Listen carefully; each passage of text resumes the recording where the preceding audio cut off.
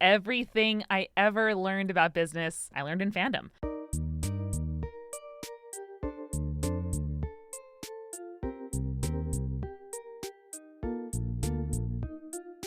Welcome to Wow If True, the podcast of your wildest memes. We're your one-stop internet culture shop, here to dissect what's going viral, why we care, and how this might affect our real human lives. And I'm your regular co-host, Isabel. I'm Amanda, also your regular co-host. Why would you ask? Anyone can be famous on the internet, so why not us? Yeah, just the two regular co-hosts here on a regular episode of Wow If True. There's absolutely nothing different about our podcast today. It's a regular podcast. It's a regular podcast. I, Amanda, have just been in proximity to 50,000 people talking about web video, and that's timely and relevant to my professional life. Exactly. I've just realized that this is completely confusing unless you've listened to any other episode, and anyone starting with this episode is simply going to be like, yeah, this is a regular episode. So maybe I should explain. Yes, exactly. And we are also two women on the internet, and it's hard to distinguish voices when you don't know a person well. So hi, I'm Amanda McLoughlin. That's me, not your regular Amanda, a different one. So what's actually happening here is that Amanda Silberling, that's our usual Amanda. I was going to say she's in California, but I think she was in transit across America and now she's in New York. But she was going to VidCon and making business cards and talking to people and not getting COVID from Hank Green. So sorry to hear about that, Hank Green. Like the cool tech reporter she is, and she left me to hold down the fort, but fortunately, we are going to be keeping the Amanda percentage completely level today. How are we doing this? You found another Amanda, somebody who could come and join you today. Yes, exactly. We just kind of put out like a call on the internet for any other Amanda. That's not what we did. Amanda McLoughlin is, as my Amanda would put it, a certified hashtag girl boss, Forbes 30 Under 30, CEO of the independent podcast Collective Multitude, co-host of Spirits and Join the Party. And we've been meaning to have her on the show forever. And my Amanda is actually very sad to miss this. And we're going to talk about, some really girl boss things today. You guessed it, fanfic. Yes, everything I ever learned about business, I learned in Fandom. And I feel like that's a thing that maybe I should write a book about someday. But in the meantime, I've not really talked about it somewhere. And this feels like the one place that I should talk about it. Exactly, because this is the only podcast that you're going to find people talking about crypto and Destiel within 2 minutes of each other. And that makes this the perfect place for you to talk about this. And I'm so psyched about it. Because that quote is insane. That is an insane thing to say, and I'm obsessed with it. I think so, because I think the way that people think about fandom and business is that these are two separate sides of, like, somebody's life that do not meet. Like, the first time you mentioned that to me was when I was trying to figure out my, like, hashtag business, hashtag girl boss life, both in, like, the business world, finance shit, law shit, and also like a writing career. And I also come from like an aggressively fandom heavy background. So that really resonated with me. So we're talking about like fandom here today, one girl boss to another. I'm so sorry. I have to say the word girl boss like 20 times today to make up for the fact that Amanda Silberling is not here. You're totally allowed, as long as nobody calls me their pod mommy. I'll walk away very happy. I'm actually specifically, I don't know if you can see this on the chat, wearing a hat that says Plant Daddy, because I just want to make it clear that I'm no one's pod mommy, but I am plant daddy to a lot of plants. I love that for you. I'm going to start calling you Plant Daddy. I'm so sorry. Thank you. Wringing the last drops out of pride. Oh, as you should. Today was New York Pride, so that's happening. We're recording on a week where a lot of things happened. We're not going to get into that. A lot of things happened, yeah. Lots of ups and downs. We have rescheduled this recording because we were supposed to record on Friday when everyone was not expecting Friday to go the way Friday did. But most importantly, it is Pride weekend, and so I have been covered in glitter, not because I am wearing glitter, but because people around me are wearing glitter, and therefore I find myself covered in glitter, and that explains Pride in the city. Right, like, yeah, the glitter, like, through osmosis experience. Like, I walked through the city, and I was shocked that I did not get, like, osmosed with glitter. That was not the right use of the word osmose, but yeah. Exactly right. But okay, yeah, let's circle back. Oh god, I said circle back. This is a business podcast now. Can you unpack that statement for me? Yes. That you learned everything from business from fandom. I absolutely can. So my job is running a podcast company. It is a podcast collective and also a production company. So we make podcasts for brands. We are in the business of building community around a media property, which is in our case, different podcasts. And everything to do with like organizing people, hiring, figuring out how to fairly compensate your friends and collaborators appealing to people, being members of a community and learning the norms and jokes and what pleases that community and what displeases it before you make something. Like, fandom is not a trial run for real life or for business. Like, fandom is it. And being a mod or a community manager in fandom is being a mod and a community manager. Like, those skills are 100% transferable. And I know as you've, done writing in both spheres, maybe you've found this to be similar where, finding somebody to like Brit pick or beta read your piece, like you are hiring a contractor, you are doing those things. And I think a lot of us think of fandom as not real life or practice for real life or something that you have to talk about selectively or only with people who get it. And all of that is true. I wouldn't necessarily bring up fandom experience in a job interview, depending on where you're going to interview. But everything I learned and want to do in terms of being like an ethical employer and running a business that I feel proud about and good about were norms that I learned in fandom. See, that totally resonates with me because I think there's two things here that I'm thinking about. Because when I started doing writing stuff like professionally as opposed to writing fanfic, the first thing that surprised me when I started writing in fandom was how many of the good fic writers, and you can define good fic writer by whatever criteria you want. This is basically, just the guy whose fanfic you like, or like the big name fan. Do people still say big name fans anymore? BNFs, is that a thing? Me and my friends say it. I don't know if it's like a real thing anymore. I'm one internet generation older than you, and I have not heard of that. So maybe it has lived and died already. Oh man, how do you feel about people like, when you put like the little slash and like a little JK or something like that, and there's like 5 million different like appendages that you can add to your statements to make them different levels of irony versus sincere? How do you feel about this? To talk about what Gen Z is doing. No, I love those. I really like the experience of being slightly out of touch. Reading the book by my friend Gretchen McCulloch, Because Internet, which came out a few years ago and tries to be like a real kind of history and explainer about how people talk to each other on the internet, was really lovely for me. And that's where I got the phrase microgeneration, because like I grew up using, slash and learning those things and like all of the metadata and learning how to code. Like, it was all so specific to not just my age and the time at which I was online, but also the spaces I frequented. And learning that other people do it differently is fucking awesome. And it's so fun and interesting. And learning the roots of fandom phrases and internet terminology and just like being terminally online in the roots of like the intranet between computers and like why we use the hash mark and slashes. It's amazing. It's catnip for me. I love it so much. Hello, this is a linguistics podcast now. God, I wish. I am nowhere near as sophisticated, but it is extremely cool. Yeah, for sure. Like, I'm thinking of like Small Domino, the beginning of like ARPANET, and like, the way that like actual networking shit works. Big Domino, I'm saying hashtag girl boss on this podcast.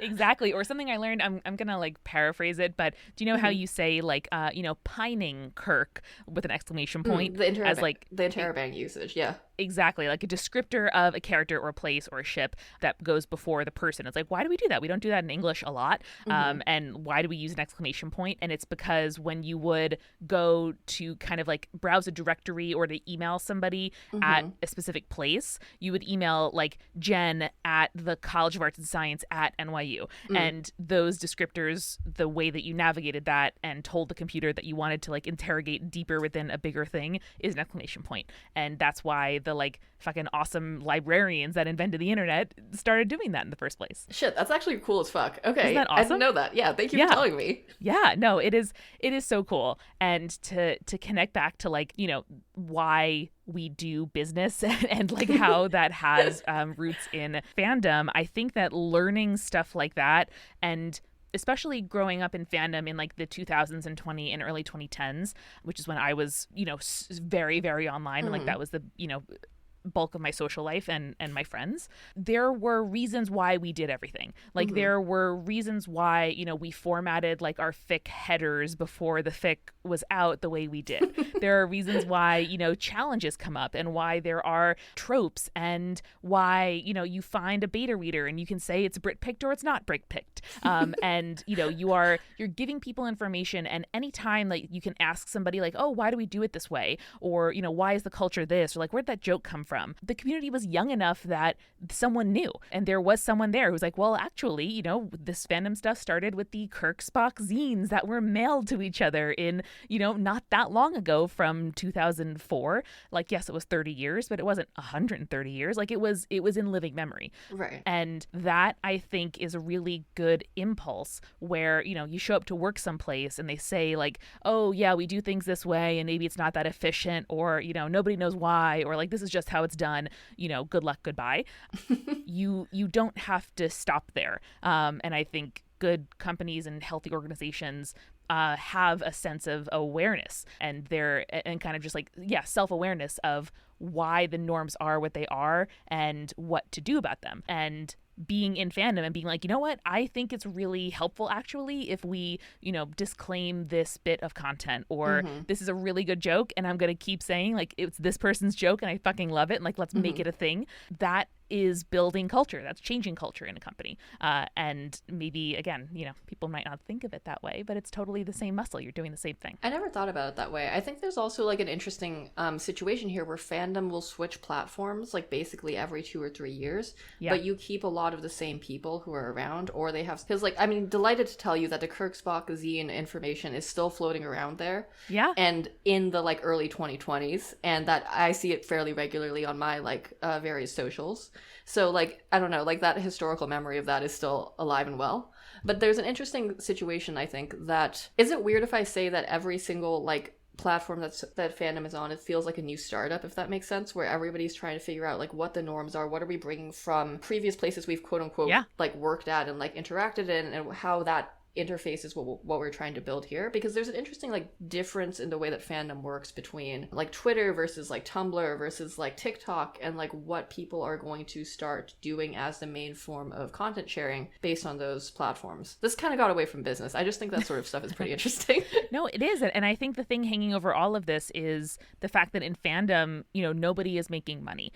Or at least in the 2000s on primarily, LiveJournal and Dreamweaver and Angel Fire based fandoms, you were basically not making money. And there were a lot of people who might, make their money in related ways. Maybe they are writers of other kinds, maybe they're editors of other kinds, and they're beta readers in fandom. But it was all an equal exchange of labor for fun and for the love of it. And, you might have a beta reader who wanted to do to beta read because they enjoyed it, because they wanted early access to your fic, because they, got satisfaction out of seeing their name thanked. And even the norm of like acknowledging and thanking beta readers and britpickers, and having really excellent, citations for illustrations, the infrastructure of, certainly by the time Archive of Our Own was invented, of, this is a remix of, a previous fic. It is all about attribution, because for the most part, that's what we had. Like that was the currency of compensation in fandom spaces. Or you may, do somebody a trade and they beta read your fic, this time, you do theirs next time. You make them an icon in exchange for their beta reading help, whatever it was. And that is an attitude that has really never gone away from me, and just an expectation of labor and rights. Like it would suck and not be fair, and fandom would be in an outrage if, as may have happened, somebody took a, whip fic where it was substantially influenced by concret from commenters over years and years of the work being in progress, and beta readers who weren't compensated by money, and then, sold the rights to that fic and made a bunch of money on it. Nobody's mad that a corporation is missing out on, their intellectual property rights in theory. And everyone in fandom is very familiar with IP and how that works and how to, dodge it. And the fact that this is kind of just a detente, right? Where like the disclaimers, this is, the fanfiction.net disclaimers, I remember that so well. All the time in my life, I say copyright not intended, and it is just like a phrase that is burned into my brain. But all of us know that like we don't owe those companies anything, but we do owe each other something. And that is a like peer-based, economy that I think is really worthwhile. And we can talk about, that being a norm that you perpetuate in a company or among your collaborators, or, among times when money is involved. But that is part of what kind of kept and keeps fandom pure and for the love of it, and a big difference when it comes to franchises making money. Yeah, for sure. Yeah, no, because it's totally a gift economy. That actually reminds me of what I was gonna say, and then I got totally distracted by the linguistic stuff. But nice. It was really interesting to me when I started doing professional writing stuff about how much of professional writing stuff, quote unquote, especially like fiction specifically, especially science fiction, runs on an almost similar like gift economy. Because first of all, nobody's making jack shit in the short fiction genre space. Yeah. And that is actually, I think, a problem, and it's a problem that people who have larger platforms and bigger audiences than I do have talked about like extensively. And it's, you know, it's one of the issues of transitioning from you need to pay for work versus the expectation that all work is free to see at all times, which I think is something that has grown with like the growth of the internet over decades. But the point being that like people are making money in the professional fiction writing sphere, but a lot of people are just in it because they love it, and also because like the way that you make friends and like the way that you meet like contacts and the way that you do like professional networking in like writer spaces. And I think this actually extends just to creator spaces in general, which I hadn't expected, because I think before I had started doing this professionally, there was the idea of like a creator or an artist or like a producer or something like that being like some guy who makes stuff versus, oh, I am the guy that could make stuff. But like the way that people will meet each other and like get people to beta read their books and like get advice about how the industry works is that you've kind of become fans of each other almost, because you will end up reading each other's work, and it's actually a fairly small like subset of the community that's actually producing content, in the same way that when you're in a fandom and you're obsessed with a thing and you're one of like the 6 guys who are obsessed with the specific thing, you will all know each other, and that is just what's going to happen, and you're friends now. Exactly. And you know, I am in podcasting, which in 2015 when I was getting started was like a weird kind of baby industry where there were people who, you know, worked in radio and public media who, you know, were using podcasting as like a new way of distributing the same thing they'd already done. And there weren't a lot of places that were making podcasts that were not also on the radio. And then there were people like me who were doing it because it was really interesting and we liked the forum and we liked the community, and, you know, we want to meet other people who were using the same form to like try interesting weird shit. And that made it really easy because there wasn't a ton of money in it. And there still isn't when you kind of compare it to other forms of media. It was really easy and natural for me, you know, looking back, to like be a conspicuous fan of other people. And like from, you know, our podcast Twitter account, my co-host and I would always share podcasts we really enjoy, not ones we were affiliated with or we were making money off of. We didn't, you know, do it as like a mutual trade. It was just like, hey, did you guys catch a new episode of, you know, this show? I really love it. And it is through praising someone else's work, just like how in Fandom, if you got a comment from a fic writer you really admired on a fic of yours, it's like, oh, holy shit, like that's so cool. Or if you leave a comment on someone else's fic and then they're like, oh my God, I love your stuff too. You're like, what? You know, it is really that place of like, I make a thing because I am rooted in love for it,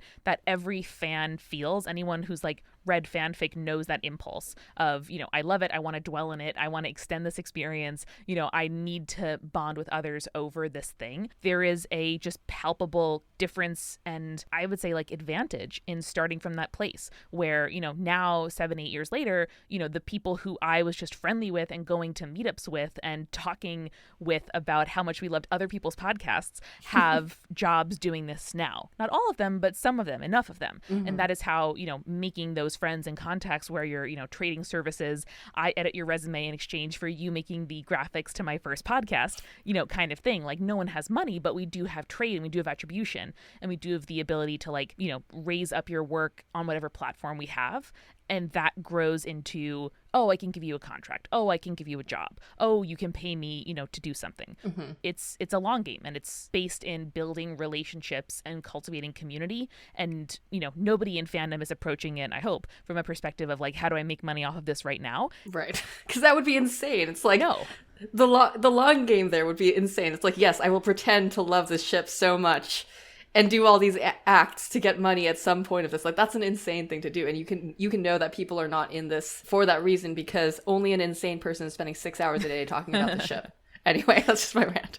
No, exactly. And that also means that you really know how to make content for each other. Like, you know, the genre of the shitpost or the meme is so good because it's like for us, by us. Nobody else fucking knows or cares. And that is still how I approach making, podcasts now, like as my job with other people for a living is, if you try, like, can you imagine if somebody said, like, write the most generic fic you can, write like the most broadly applicable fic you can imagine for this pairing. Like, would that become the most popular one in the tag on AO3? Like, is that anything? See, you say that, but I think it would, because I think there is like a formula for what gets popular on AO3, and if once you crack that, you can kind of get stuff to the first page as long as you're like good at making content. But then it's not going to be the thing that you want to make, and I think it's more valuable to do the thing that you want to make. Although sometimes it's like the generic thing. I don't know, because like let's be real. I feel like if you want to get to the front page, the easiest way to do that in a fandom is to find out what the most popular MLM ship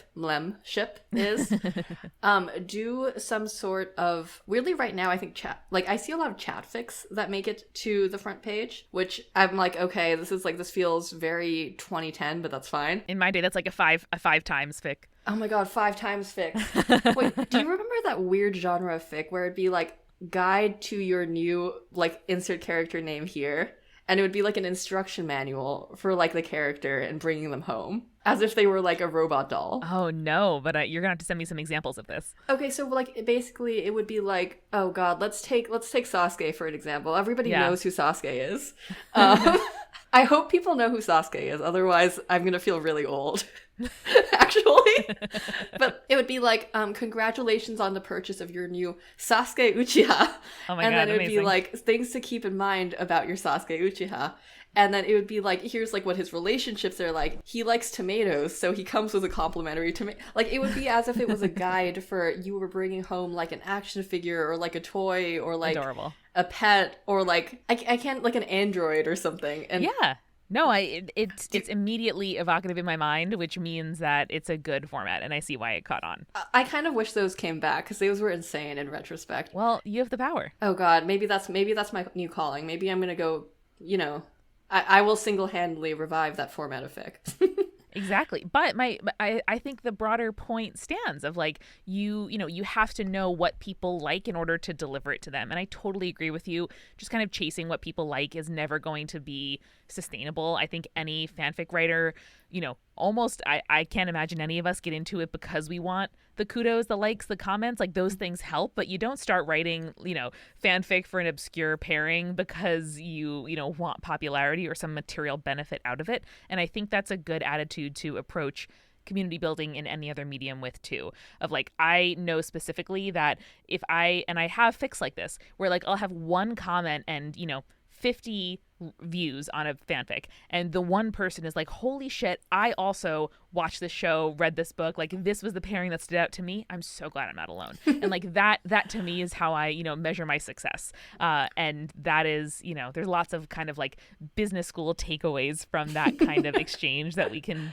delve into, but the point being, like, you do it because there is some kind of need you're fulfilling for yourself, or your peers well enough to say, like, it's not just me who's gonna find this like fucking awesome. Yeah, like human connection. Like, I guess, like, I think that's kind of interesting in context of the fact that like Multitude like regularly launches like new shows and stuff like that. Can I actually ask you a little bit about like how you decide what your guys are going to make next? Yeah, it's a great question. Multitude is like a home on the internet for a bunch of podcasters in our communities. Mm-hmm. And the thread that kind of draws us all together is that we are passionate people making shows you can count on. That means that our shows, you can count on them to like explain the joke to you, to welcome you into a place, to introduce you to something, much like a primer on a fandom, which, or a character which has been published, for decades as like amazing librarians and archivists are like, let me compile a resource for you, new people here on LiveJournal in 2005. The impulse is like, hey, we love this thing and let me show you why it's worthy of your attention too. And so that can be something as, kind of wildly different as, basketball, queer movies, sitcoms, and Dungeons and Dragons, and other role-playing games. So the subject matter is not necessarily the thing in common. So there's no subject matter I can hardly think of that would be like, there's no way there's a Multitude take on that, or a mm-hmm. Multitude version of that. Mm-hmm. Like, what is the tone and the quality in the production that we can bring to say, our latest show is a games advice podcast hosted by past and future guest Eric Silver, which is niche, interesting, fascinating. It's like a multitude take on, there is something that connects watching sports games with your family and playing board games and going to escape rooms and, selecting a new video game. And it's that, you're a person and a human being playing games that are made by and for other people. And there's a lot to kind of get into what a multitude version of an advice podcast could be. So it is something that makes us really interested and excited, and that we think our audience, like there's an audience for that. There are people who, will feel like, oh my gosh, it's not just me, right? Like, or, oh my God, I'm obsessed with this too. Or, oh my God, I really want to learn more about this. And I think that brings to mind the many, many, many fandoms that I have never watched the source material, but I do read fic for, because... Oh my God, I'm so glad you say that, because I do that too. And whenever I do it, I'm like, this is an insane thing to be doing. It's not. And there are lots of us who do it, because if an author I love writes something new, I don't care that I've watched maybe half an episode of Supernatural. I'm gonna read it because I love that author so much. And I think that's what we strive to do, both with like Multitude as a brand, like, sorry to say the word brand on my off true, and us as people, as hosts who, if a Multitude host wants to start a new show and it can plausibly fit in Multitude's whole thing, let's go for it, because it is our job to convince you to take a risk with us. And I think that's what really great authors communities do, is say, you trust us, follow us on this journey, let us see. And I think that businesses can learn a lot from that as well, saying, I'm not just going to, make a podcast for kids because that's all that people are writing about, or I'm not going to start a daily news podcast because the Daily is popular. I would hate that. My audience would hate that. It wouldn't have use. It wouldn't fit in with our broader thing. And so often I see, fast food chains expanding into a menu item that is just a copy off of another one, or companies doing empty, pride campaigns or whatever it is. There is a lot here to unpack. We could talk for an hour about that. Exactly. Oh my God. Capitalism. I'm thinking, okay, two things I'm thinking about here. Yes. You know that one meme where it's it's something like they say capitalism brings you choices, something like that, and then capitalism's choices, and then it's a picture of every single fried chicken sandwich that you can get from every single fast food joint in the United States, and they all look exactly the same. Anyway. Exactly. And no one is asking what would be delicious or what would our thing be. It's, how do we quickly approximate what the other people do? And that is just not good. That's not sustainable. And the other thing that we haven't kind of talked about here is how it feels to work at a place, how it feels to spend your, finite human life doing a thing. And I want it to feel as good and generative and for a purpose as possible. And coming from a space of fandom where it's we all have jobs, school, caregiving responsibilities. Nobody is, organizing the Yuletide fic exchange as their full-time job. Nobody at Archive of Our Own only does Archive of Our Own. They are all truly projects for a cause, to fulfill a need because we really want to. And listen, I'm not out here saying that your passion has to be your job. I am all for a day job that pays the bills as you spend the rest of your days, doing the things that you feel are important to you. But I don't know. Fandom gave me that feeling of connection, purpose, of refreshing my dashboard or looking at my email notifications and being holy shit, someone else out there is making a thing that is just for me. And what I want to do with my job is give more people that feeling. If they listen to a new episode, they read a newsletter, they log onto our Discord, and they're oh, thank God, it's not just me. It's interesting hearing you talk about how Multitude is creating what a Multitude show is and how you're creating your community very intentionally from a couple of different perspectives, because me and Amanda, I didn't think this through when I was we gotta have Amanda on how confusing it would be when I would say me and Amanda. But me and Amanda Silberling were very intentional about what we wanted to create, and we were very much at the beginning okay, first of all, we have a lot of thoughts about memes. We want to do a project that's fun for both of us. Neither of us really has a day job right now, in the sense that she was freelancing and I was in law school. And that turned into a much more professional publication over time. But we were very conscious about launching this as here's what our brand is, here's what we talk about on the podcast versus in our real human lives. And it's funny because our podcast brand is such that we can spend half an episode talking about Morbius And that is apparently what the people want. But that's a very intentional choice to make. And it's just interesting to think about the choices that go into making something that is like good and positive and something that you're trying to create a community out of, and how that's like how people will try to intentionally cultivate their own spaces in fandom. Because like I think one of the interesting things about like modern fandom is also like that people will find like their small group of people, and then that's your crew, that's your Discord server, that's your guys that you make fake and exchange stuff with, and that's a different subset of people than the larger fandom. So I don't know. Yeah, no, I mean the word community is like if you tried to play a drinking game where you took a shot or a shot of espresso every time the word community is like misused by a brand online, like you would not make it through the day. And it's something that I, feel really strongly about, like is a real thing. Like what you're describing is like you're finding your people, you're finding the people that you can invest in long term and learn their likes and dislikes and have them learn you. Like, is there a better feeling than having a friend say, saw this thought of you and send you like the perfect little meme for you? Like that, it's delicious. Like that is care, and that is love, and like that is everything I want. And truly, my first job was in recruiting, and my job every day was to read like 300 to 500 resumes. You said 3 to 5 and I was like, okay. And then you said 100 and I was like, oh my God.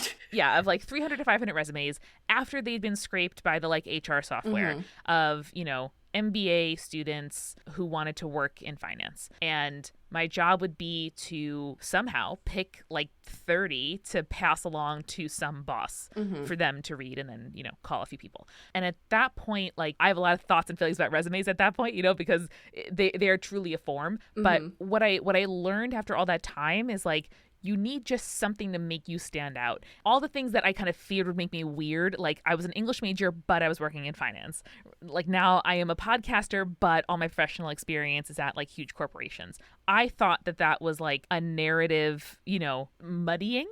Like, oh, like I don't have a straightforward kind of one note descriptor of like who I am and what I do. But now I see that those are like the Venn diagrams that let truly unique and weird and wonderful stuff thrive. Like you having deep fandom experience and being a lawyer, like Amanda, again, being very online and being a tech reporter, like those are the things that make for a truly unique combination. Like that is the Venn diagram of y'all. That means that when the Morbius story comes out, is it Morbius, right? God, the Morbius. I said in the last episode we would not talk more about Morbius, and now I'm like, shit, we got to talk about Morbius. Well, I mean, what other podcast is going to cover the like business implications of memes? The business implications of everyone memeing on Morbius. Yes, this is the podcast. There you go. And the stuff that might make you feel like different or weird or not legitimate among your peers, or like you stand out in some way, like that is what makes you actually different. In the same way that as a fanfic writer, I remember offhand like the handles and fics and people who did something like truly unique and different, like mashing up just the wildest shit of like, this is a anime, like a certain anime AU in the Star Trek 2009 universe where everyone's ballet dancer, like truly buck wild and incredible. And like delivering on that premise of in a recent episode of Spirits, one of the shows that I co-host, I did like a real U-turn into capital gains taxation because I made a joke about last in, first out regarding the Greek gods. And wait, that's good. Again, no one else, like 5 people got it, but after I was done, hopefully a little bit more did. And that specificity is like, I don't want to go to a generic chain and get a chicken sandwich because it's a meme. Like I, go to Popeyes for my chicken sandwich. Like when people want to feel like they're hanging out with their friends and they're not alone and they're like nerding out over shit they love, they put on a Multitude podcast. And, if they see a headline and then tag Wow if True in it on Twitter and it's a story that you're like, yes, delicious, this is exactly right. Like what is better than that? That is having like a competitive market position. That is knowing your brand, your community, your story. It doesn't help to be as broadly applicable to the most number of people as possible. It's just not, particularly for an internet-based business. You want to be like, oh, fuck yeah, like that is bullseye a Multitude podcast. That is bullseye a Wow if True story. And it doesn't help, like the goal is not to make your bullseye as broad as it can possibly be. It's to correctly kind of tell people and give them the information they need to be like, oh, hell yeah, that's what I want to sign up for. Much like a fanfic that has a really excellent, like I was around for the generation of the, title, author, rating, pairing, tag, like, warning. Like I was around when that was introduced and people were kind of going through different iterations of what they think is the best one. And that's amazing. Like the fact that you can search Archive of Our Own with like 15 different Boolean, I don't know how to pronounce that word. Boolean parameters. Again, internet kid, I have not said out loud most of the words I know. That's incredible. And that means that I can find exactly what I'm looking for. And telling people exactly what they're going to get into is the fucking bomb and makes for, happy customers. Mm-hmm. Related to that, I feel like I learned like most of my research, like search experience from AO3 and being like a 14-year-old on AO3. And like those were the skills that translated really well when I was doing research projects at like an Ivy League university.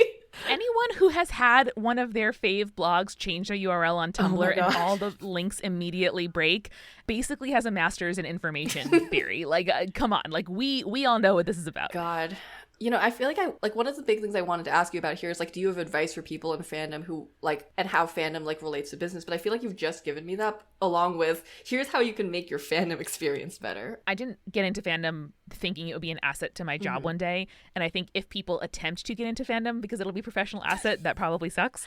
Also, we're all allowed to have pleasures that don't relate to our You don't finances. need to monetize every portion of your life. That's on like you sure don't. I'm telling this to all the listeners out there, even though I monetize every portion of my life because I'm insane, you guys don't need to do that. See The Multitude Show. This is good for you. Where Nicole Perkins talks to somebody every other week about what they do for pleasure and not money. It is absolutely excellent and worthwhile. But the point is that fandom is like a absolutely beautiful and maybe decreasingly like unsanctioned group of people, right? It's like cultural mutual aid. Like it is, us doing for ourselves and celebrating the things and pulling out the aspects of a piece that resonate with us and make us feel seen and heard and loved and fascinated, doing world building and making full fanon, right? Like full just fandom agreed canon about characters with complete disregard to what the holders of the intellectual property want or think. And as fandom becomes more mainstream and monetized in San Diego Comic-Con, it makes billions of dollars for lots of people. Like, this, I'm not saying it's, totally uncomplicated, but that base impulse of like, let me find the people who love the thing I love and make for each other and ourselves what no one else is making for us. Like that is the creator economy in my eyes.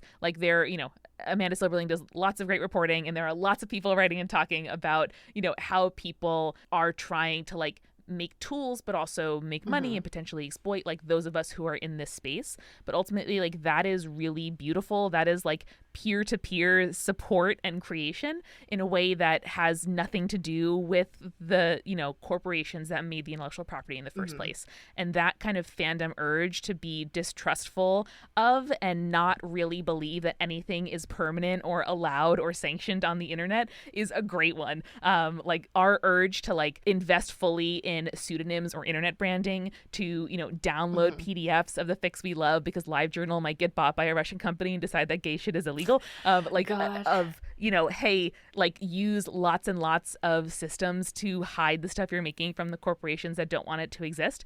Those are all really useful skills and instincts that will serve people well in their jobs and just in life. I mean, first of all, it's like extremely punk rock, and second, I feel like in a lot of ways fandoms is like one of the last, like, fandom was a small f as opposed to the capitalist fandom with a capital F, like, is one of the last like bastions of like old school internet culture, right? Where it's like very much about what you're bringing to the table, and also the fact that nothing really matters other than what you're providing, because I think that's a really different approach than the way that most sites want you to give like a Facebook login or a Google login or some sort of identification, and the assumption that you're going to be on display in your, like, oh, I hate to say this, meat sona in some capacity. No. Whereas in like fandom, it was really interesting. Okay, so there's actually two things here. When I started interacting in fandom, it was actually, I was pretty old for it, I think, because I was like 21-ish. And before that, I'd basically like lurked aggressively, so aggressively. And I chose like a handle, and then I chose like, you know, a picture, and neither of these things really looked like me or said anything about who I was. And I think, oh god, this could be a whole other podcast, but there was an interesting moment where I realized that, first of all, people didn't know that I was Asian, and that everyone assumes that everyone else on the internet is defaults to white. So that was kind of an interesting experience. But the other thing there was my realization that my reputation is with this handle is only being built by all the fic that I'm writing. And so what I write ends up being how people perceive me. And then also the idea that people like, honestly, like it's a really heady trip when you're 22 and people are sending you like nice, like anonymous comments. That's all I'll say. Yeah, it is. No, I've been in many internet relationship. Like there is so much to say for like none or some of the baggage, or you can kind of like selectively kind of uncheck which societal defaults people will place onto you. I think particularly for queer people, like being out, you know, on the internet in a way that you can't be in your regular life, or experimenting with like gender, personality, the stuff that you like. It's like, it's so much better than going off to college or something. Cause like, A, that's not an experience that, you know, the majority of people have. And B, you know, you're not like, you are presenting yourself as you wish to be perceived. And anyone who has like set up a internet sona, you know, has done branding. Like that is all branding is. It's, you know, how you present yourself to the world. What information are you giving people to understand you? And that's something as sort of small maybe as what to title your fic, or what, you know, you put in the summary. Like you're thinking about what will entice people, what will get them to read it, to, you know, the avatar you select, the username you select, you know, who you participate in dialogue with, what exchanges you do. Like anybody who's done a fic exchange, I think, has thought about, I legitimize it slightly with my presence. Like I am endorsing a thing by participating in it and taking part in it, that, you know, you want to make sure that it's something good. And lots of people had kind of a crash course in that over the last couple of years of just, you know, social media being increasingly public and tied to your actual identity. That's not how fandom is or was. And I am glad that I grew up in that era. Yeah, no. It's gotten increasingly weirder over the years, I think, with the amount of information people are expecting. I think that's actually kind of interesting because I think this is directly tied. Okay, I feel like this is the sort of thing that'll get me canceled on Twitter, but I do think it's directly tied to Gen Z expectations of what the internet is, because they're growing up in like a post-Facebook world, if that makes sense, where if your experiences, like your formative experiences with the internet, are in an internet that is very sanitized and very much like built by corporations in a way that like old school internet, and I only got like the tail end of old school internet, wasn't, but like then I think your expectations of how you interact with fandom are also different. This is also like not about business, but I guess it is about business in the sense that like the internet is kind of one of like a really grand experiment in, here's like free space, how do corporations colonize it? I think that is evident in fandom in a way that is not completely evident other places. Like the privatization of public space in the US is one part. I was born in 1992. I grew up on the outskirts of New York City, and watching New York City go from like untended public parks to like very beautiful parks that are sponsored by Citibank or whatever is, you know, I think easy not to interrogate if you don't say like, ha ha ha, isn't it weird that a park has a Citibank logo on it? You know, like if you don't notice it, you're just like, oh, a nice park, that must be better, right? Or like, oh, I can now, you know, one touch log in to a bunch of websites with my Google or Facebook credentials. Isn't that better? And maybe it is, and some conveniences are, but I think that fandom asks us and demands that we, you know, be suspicious of convenience. And, you know, a company like sponsoring a forum for discussion of their ships, or having like I feel like Hannibal fandom was particularly like NBC acknowledged it, NBC engaged with it in a way, like they really dance that line of like, I don't think this is better. Like, I don't think this visibility or recognition is better. That's not actually a thing that I craved. And it's good to be wary. Like, people should be wary of big corporations. They're not out to help you. They're out to make money off of your thing. And that's how we get queer baiting. Yay. Exactly, right? Like, fans know the difference between a queer thing and queer baiting. Like, people and consumers are so much better at telling bullshit from not bullshit than companies expect. Like, it is so clear to us, like, the Denny's social media campaign, right? Like, is an example that so many people, probably their, you know, Gen X bosses tell them, like, do the Denny's thing. And you can tell when a company is trying too hard, which is most of them, because Denny's was like a brief flash in the pan breath of fresh air that was actually interesting. And like, we know that. And that's something else that I think people should put more stock in and put more trust in, is like your intuition and discernment as a consumer of stuff. Like, you know when you're being pandered to, you know when you're being marketed at. And that instinct is what genuinely good marketing, community building, storytelling, doing whatever your career is, comes from. You have to understand the space to contribute to it smartly, and no one understands that better than fans. Something you should care about what you're making. Like, because I'm reminded of, like, I did like one internship for Nickelodeon, which everyone always gets very excited about when I tell them that, but it was actually not that interesting, because I was working in the content and programming division, and so basically we were doing a lot of web content, and the way that we would decide what to put on the website or what clips to put up was very much from a space of people who are doing this for their day job, who don't like care about the content, who like it enough that like interacting with it is fun. I think I was maybe like, I don't think I was an exception. I think I was just like not jaded enough, and also I was the sort of person who would get very invested in the Teenage Mutant Ninja Turtles like show. This is because I'm a fandom person, but like, and yeah, I don't know, like there's a difference between people who are like working for a corporation, who are making content as their job or trying to pander to some sort of audience that they think is out there, versus the guy who is actually in the trenches fighting for their life. And I guess like, because see, I don't know if I feel great saying that, because now I feel like I've given the statement that I think everyone should care a lot about their job or like what they're making. And like, you don't have to do that, but it's nice if you do in the creator economy. No, that's totally true. And I think a lot about the world would be better if everyone asked themselves, like, is this necessary? Who does this help? Like, who's this for? What is this for? Like, there would be a lot less waste of, you know, time and energy and material if, you know, we've all had that experience of seeing, you know, again, a new like product announced on social media, or you know, a company trying some like boneheaded, stupid like PR campaign, or, you know, like Airbnb launching a magazine, right? Like who is this for? Who does this help? Like, what is this for? What are you doing? And you make jokes because people will laugh at them. Like that ultimately is what it's for. Like, you write fanfic so that you and maybe others will read it. Like, you make fan vids because other people will be like, oh my God, yes, like I saw/wanted to see that too. You know, not everything worth doing is for an audience, of course, but everything worth doing is worth doing for a purpose. And I think a lot of, you know, capitalism's mission is to ask us to like expand constantly for no reason except for itself. The shareholders exactly. Like, build value for what? So you can sell it to someone else, and then the stocks go up. Like that is ultimately the logic of this stuff. Like, more is better, right? Like, if the 40th Marvel movie is gonna like better than line goes like, up. Why line not? goes up. We love it when line goes up. We love it when line goes up. And fandom is like, no, actually, I'm okay. I'm okay if it's not. I'm okay if, you know, the line was finite and now I get to do with the line what I wish. And I don't know, like that, you know, again, you're getting, I think you're beta listening to my, you know, ultimate dissertation on the topic. I would read the book. Honestly, I would read the book. I also love how like we were like, yeah, we'll talk about fandom and business. And now we've come to this, like, I feel like small domino again. We'll talk about fandom and business.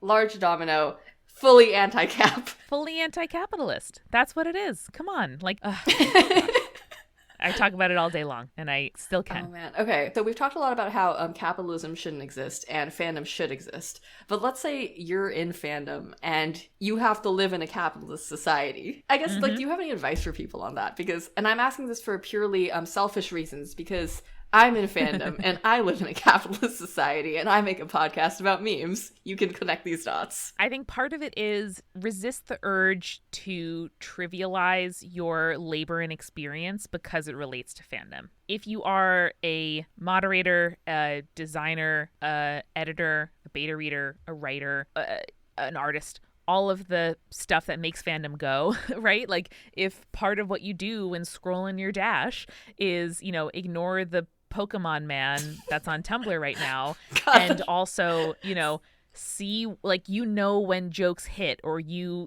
see tweets that you're like, that's totally going to go viral, and then it does. Like, that is taste. That is identifying what works. That is like, you are learning a language, a community, norms, trends, and like seeing what goes well. If you lift people up, or you organize exchanges, or you see a piece of media and you're like, like, that's going to hit, like, that's going to become something.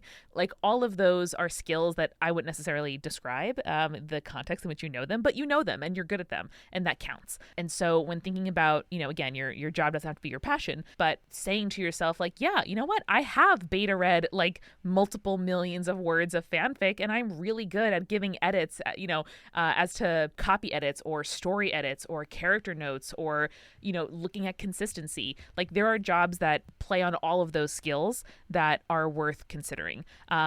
Also, it's worth keeping some things pure. And, I really toyed with like going into media studies and like becoming a fandom scholar and writing all about it, and like making that my brand and my personality. And I'm glad I didn't, because I get to read fanfic in bed to unwind still, and that is a lovely thing. So trust your labor and experience and skills. If you're not sure what you're good at, ask your friends. They'll tell you. And there are names and words and jobs for all the things that you probably do in your gifting economy. And those are real skills, and that experience is real. Damn, that was like such good advice. You should have been talking to the 18-year-olds I had lunch with the other day, and not me. They were asking me about life, Amanda, and I was like, I'm 26. I've got nothing for you. But they were like 18, so they thought I was an adult. And they were like, damn, you work at a law firm in New York?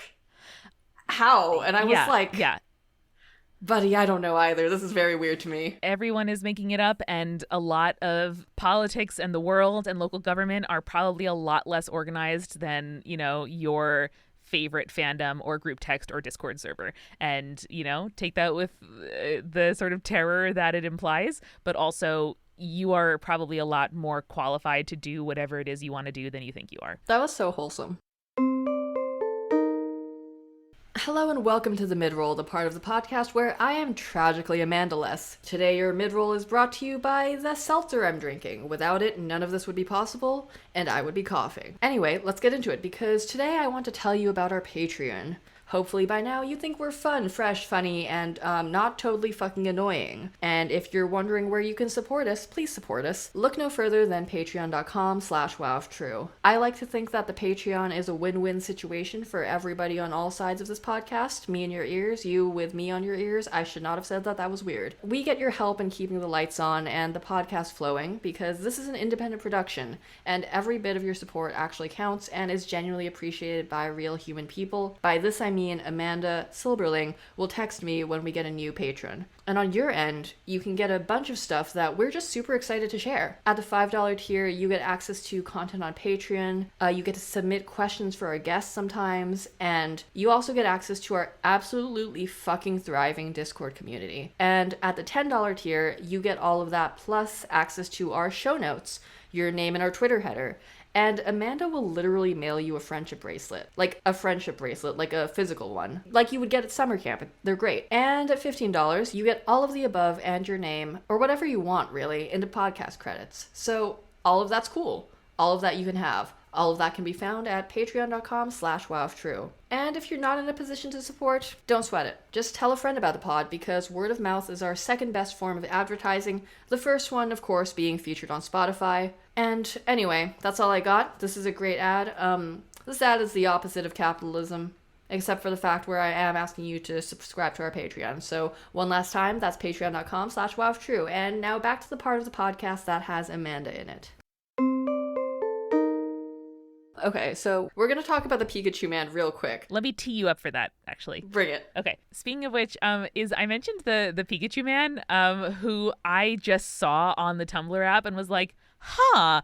But you tell me that the internet is also saying huh. So can you tell me about his cultural impact? Oh my god, right the now? cultural impact is that the Pikachu man is everywhere. So the Pikachu man is pretty much exactly what it sounds like. It's a man who is Cosplaying is a strong word here. It's like it's the worst version of this, right? It's not like a chibi Halloween costume. It's not a full suit. It's not like sexy Pikachu where like somebody puts on, like a onesie and like, a little nose.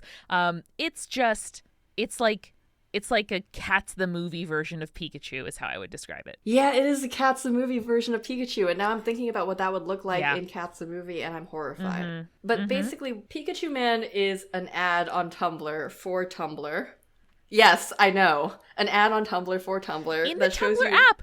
Why they're spending money advertising the Tumblr app to me, a user logged into the Tumblr app, but no, I will never know. If you click the link for it, if you click the link to go to Tumblr, to learn more about Tumblr from the Tumblr ad with the Pikachu Man, is you will get to a page where they talk about, yes, we did advertise on Tumblr. Oh, really? Yeah, that's how they get you. No, you end up actually at a page where they're like, yes, we are fully aware of what we're doing with Pikachu Man. So I actually have a couple of theories about this right now. Oh, I love this. You're going to look it up. Please do. No, yeah, I was like, do I have the Tumblr app close at hand? I don't. But listen, it's cringy, but I'm sure their app usage has surged so here's recently. The thing is, I think this was actually, I have a couple of theories about this. First of all, I think this is actually a great move on Tumblr's part, like similar to the move with the infinite crab button. Like I really enjoyed infinite crabs, and I think everyone else also enjoyed summoning crabs.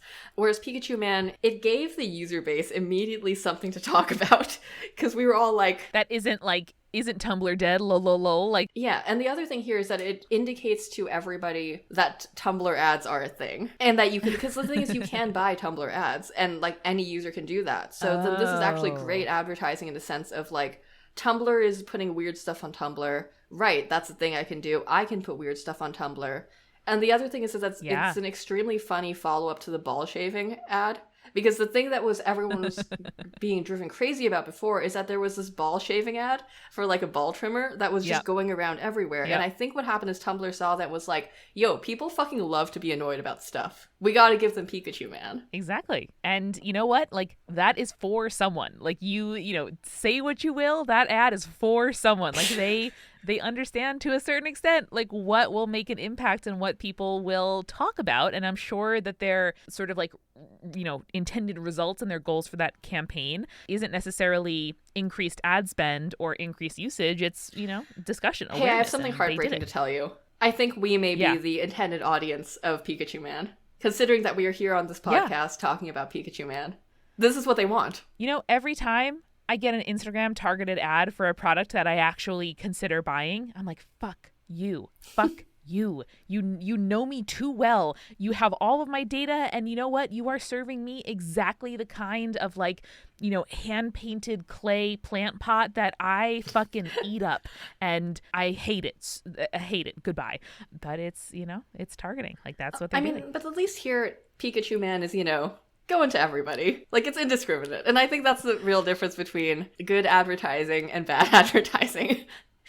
And on that note, thank you so much for talking with me today and co-hosting. And where can we find you when you're not the regular co-host of Wow If True, Amanda? Yes, when I'm not publishing on TechCrunch. No. I am at She's So Mickey on social media. Ask me what year I claimed that username.